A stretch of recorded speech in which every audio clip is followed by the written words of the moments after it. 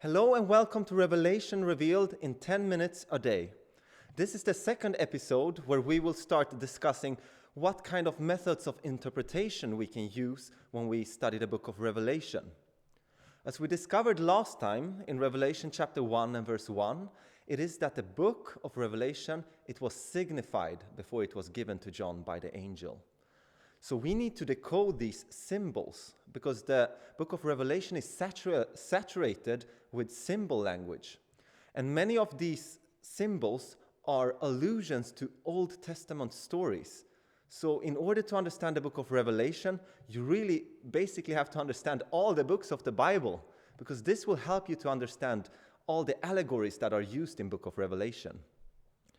We will get into that, but the other thing I believe that you need to know before you study the book of Revelation, it is to understand the pattern of the sanctuary. And you might ask, what is the sanctuary? You might have heard about the building that Moses built in the desert, but what does that have to do with the book of Revelation? But I will tell you that you will not be able to come to the correct conclusions if you don't understand the pattern and the journey throughout the sanctuary.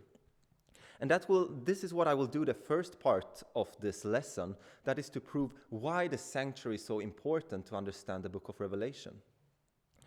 So if you go back to the Old Testament, to the second book, in Exodus chapter 25, God, he instructs Moses to do something. Let us turn to Exodus chapter 25. And there in verse 8 we read, "And let them make me a sanctuary that I may dwell among them." God, he wants them to make this tabernacle, this sanctuary, so that he can be together with his people. And how should he build this sanctuary? Verse 9, "According to all that I show thee, after the pattern of the tabernacle, and the pattern of all the instruments thereof, even so shall ye make it." At least one word here that is emphasized a couple of times is the word pattern. It had to be made according to a pattern that God showed him. So the very thing that Moses built was just a copy of something greater that he had seen from God. And this I will emphasize, and the Bible emphasizes this a lot. If you just turn some verses later in Exodus chapter 25 verse 40, there we read, "And look that thou make them after their pattern." After God instructed all the furnitures and all the veils and how it should be built, this tabernacle with the holy and the most holy, he says, "You shall make them after their pattern." And eventually, the Israelites, they used this in the wilderness, but eventually when they got the capital with David in Jerusalem, they wanted to build a temple. And this is what Solomon built. And let us see what David says now when he's about to build a temple. In the end, it was, of course, his son, but this is what he says in 1 Chronicles chapter 28 and verse 19 regarding the temple that would be built. That is basically a copy of the sanctuary, but in a greater scale. It says here, "All this said David, the Lord made me understand in writing by his hand upon me, even all the works of this pattern." So we have this word again, this pattern. God, he was very precise that they had to do it in a certain way. It was not just to occupy them and have something to do in the wilderness while they were walking there. It had a purpose, and we'll see what kind of purpose. If we turn to Acts chapter 7 and verse 44 and read about the sermon of Stephen, there again he mentions how important that this tabernacle was made according to the pattern. There he says, "Our fathers had the tabernacle of witness in the wilderness, as he had appointed, speaking unto Moses that he should make it according to the fashion that he had seen. So it's really emphasized now in the Bible that it should be according to a pattern, according to a fashion. It was basically a blueprint of something. And of what? Hebrews chapter 8 hits this home. And here we can understand why it's so important to understand the sanctuary when we study the book of Revelation. Let us read Hebrews chapter 1 and verse 1 to 5. Now of the things which we have spoken, this is the sum. So the sum of book of Hebrews, Paul is about to say it here. And the sum here is that we have such an high priest who is set on the right hand of the throne of the majesty in the heavens, a minister of the sanctuary and of the true tabernacle which the Lord pitched and not man. Here we get introduced to the true sanctuary, the great sanctuary that Moses made a copy of. And this is the real one, and this is where Jesus ministers as a high priest. Verse 3, for every high priest is ordained to offer gifts and sacrifices, wherefore it is of necessity that this man have somewhat also to offer. Verse 4, for if he were on earth, he should not be a priest, seeing that there are priests that are offer gifts according to the law. And now verse 5 just hits this home. It says all these things, the thing that Moses had to build, it says here, who serve unto the example and shadow of heavenly things. What is written here, that the sanctuary was just a shadow, just a picture, a small picture of the great things of heaven, to help us to understand heavenly things and the plan of redemption. We continue reading here in verse 5. As Moses was admonished of God when he was about to make the tabernacle, for see, said he, that thou make all things according to the pattern showed to thee on the mount. So if we start to study this pattern, if we start to study the rituals they had to do, all the different furnitures, the different apartments, we will be able to decode the symbols of the book of Revelation. Because the book of Revelation is actually saturated with sanctuary language. And this is what I want to show you, just an example. And when we study those passages, I will refer to the sanctuary again. But let me just give you some examples. In Revelation chapter 1, verse 12 and 13, we read, and I turned to see the voice that spake with me, and being turned, I saw 7 golden candlesticks. So when John now turns, what do he see? What does he see? He sees 7 candlesticks. This is the furniture that was in the holy place, in that apartment. So then we know where we are in the sanctuary. And what else does he see? Verse 13. And in the midst of the 7 candlesticks, one like unto the Son of Man. This is Jesus, clothed with a garment down to the foot, and girt about the paps with a golden girdle. This is actually a description of how the high priest would be dressed. So we see the sanctuary here, and Jesus standing in the middle of these candlesticks as a high priest. So in order to understand what the high priest does, you have to go back to the Old Testament to study what they had to do, all these rituals and ceremonies and feast days. This will help us understand the book of Revelation. Let us continue in chapter 4 and verse 5. There we read that, and out of the throne proceeded lightnings and thunderings and voices, and there were 7 lamps of fire burning before the throne, which are the 7 spirits of God. So again, we read about these 7 lamps. Then we can know where we are in the sanctuary. Because the book of Revelation is basically a journey throughout the sanctuary that starts in the holy place and ends in the most holy place, as we will see. There's also another furniture in the sanctuary. If you go to Revelation chapter 8 and verse 3, there we read, and another angel came and stood at the altar. Okay, we read about an altar. There were only 2 altars, the altar of sacrifice outside of the sanctuary in the courtyard, and also the altar of incense. Which altar might this be? The Bible reveals here in Revelation 8 verse 3. Having a golden censer, and there was given unto him much incense, that he should offer it with the prayers of all the saints upon the golden altar, which was before the throne. The altar, it was actually just before the most holy place. That is what it was placed on the west side.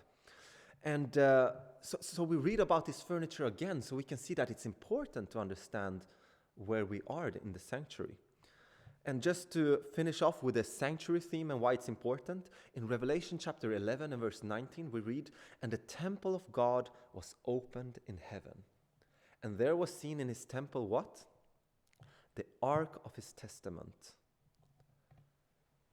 This is the most holy place where you could see the Ark of the Covenant, the Ark of the Testament. You can start to see the journey throughout the sanctuary in the book of Revelation. And this will help us to understand where we are in time, because the book of Revelation, one important thing to remember is that it's actually not written chronologically.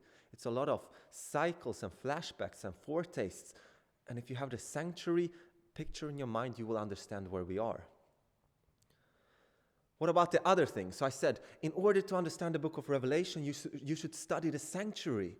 But the other thing was you have to understand the Old Testament, both stories, prophecies, and see that many of these stories are borrowed in the book of Revelation. And yes, in the Old Testament they were literal and local, but in the book of Revelation they will become spiritual and global, as we will see. So let me show you just some examples.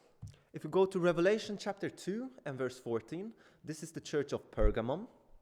There we read, "But I have a few things against thee, because thou hast there them that hold the doctrine of Balaam, who taught Balak to cast a stumbling block before the children of Israel, to eat things sacrificed unto idols and to commit fornications." Here we read about the doctrine of Balaam, who taught Balak how to make the Israelites fall. And this is a story alluded to in book of Numbers, chapter 25 at least. And if you want to understand what is happening and what time period this is talking about and what the description is, you have to go back to the Old Testament and read the story of Balaam and Balak and how they managed to corrupt the Israelites from within. Because this history will be repeated again, but in a more global sense. Another example, if we just turn to the next church, which is the church of Thyatira in Revelation chapter 2 and verse 20, there we're introduced to that woman, Jezebel. And again, if you want to understand what this is talking about in Revelation, the book of Revelation tells you, go back to the story of Elijah, Jezebel, Ahab, and see what is happening there, because that will help you to understand what particular time of history this is talking about, because that has already happened. There's no Jezebel anymore, she's dead, but the spirit of her, or the things that she did and in the way she did it, will be repeated again. Let us continue. In Revelation chapter 7 and verse 3, we are introduced to the seal of God. There we read that the 144,000, they will be sealed with the seal of God. Let's read here verse 3. "Saying, hurt not the earth, neither the sea, nor the trees, till we have sealed the servants of our God in their foreheads." So we can see here that there is a sealing going on and a mark put in the forehead. And we later see in the book of Revelation that the bad side, the beast, this is God's seal, will try to copy this and do something called the mark of the beast. There we read in Revelation chapter 13 and verse 16, "And he causeth all, both small and great, rich and poor, free and bond, to receive a mark in their right hand or in their forehead." So what is this? We read about a mark in the hand and the forehead. What could this be? And I've heard so many fanciful theories of what it could be, but very few people go back to the Old Testament and ask themselves the question, where is this language taken from? And let me show you. We'll not study this in detail, but let me just prove you that the Old Testament is the key to unlock the book of Revelation. In Deuteronomy chapter 6 and verse 6 to 8, we read, "And these words," alluding to the 10 commandments which were referred to in chapter 5, there we read, "And these words which I command thee this day shall be in thine heart. And thou shalt teach them diligently unto thy children, and shalt talk of them when thou sittest in thine house, and when thou walkest by the way, and when thou liest down, and when thou risest up." And verse 8 hits it home. "And thou shalt bind them for a sign upon thine hand, and they shall be as frontlets between thine eyes." So this is where we are introduced to this imagery of having something on your hand and on your forehead. And here it's talking about the law of God, having His law written in your heart, in your mind, and in your hand and actions. Going back to the Old Testament, right? That's simple. And again, it's written in Ezekiel, the same story there with being sealed in the forehead, talking about when the Babylonians were about to destroy the Israelites, that the faithful one in Israelites would be sealed with have a mark on their foreheads written from an angel. And this is the symbol that we are getting here from Ezekiel chapter 9 and verse 4. And the Lord said unto him, Go through the midst of the city, through the midst of Jerusalem, and set a mark upon the foreheads of the men that sighing and that cry for all the abominations that be done in the midst thereof. And when they had received this seal, they would be protected when the Babylonians would come and destroy the city. And what about the plagues? And we have also the 7 last plagues in the book of Revelation. This is an allusion actually to the Old Testament story of the plagues of Egypt. So you have to study that in order to understand it. And also in Revelation chapter 16 verse 12 we read about the river Euphrates being dried up so that the kings of the east can come. And again, I've seen so many strange TikToks talking about, we're living in the end times because the river Euphrates in Iraq is about to be dried up. But the people, they never go back to the Old Testament story what this actually happened. When the King Cyrus came and he dried up the river Euphrates so he could go under the walls of the city of Babylon and then destroy the city in one day. This is talking about the destruction of Babylon and the river Euphrates being dried up. And Revelation chapter 17 actually reveals what this river is. And many people, especially on TikTok, they never show these verses to say, what does the river Euphrates mean here symbolically? And what does it mean that it's dried up? So this is what I wanted to prove to you, that in order to understand the book of Revelation, first of all, you should definitely study the pattern of the sanctuary. That is what we will use. And also the stories of the Old Testament. And by doing that, we can be sure that we get the correct interpretation. And I'm looking forward to the next episode when we will start digging deep into the book of Revelation with these tools that we now have. Have a blessed day.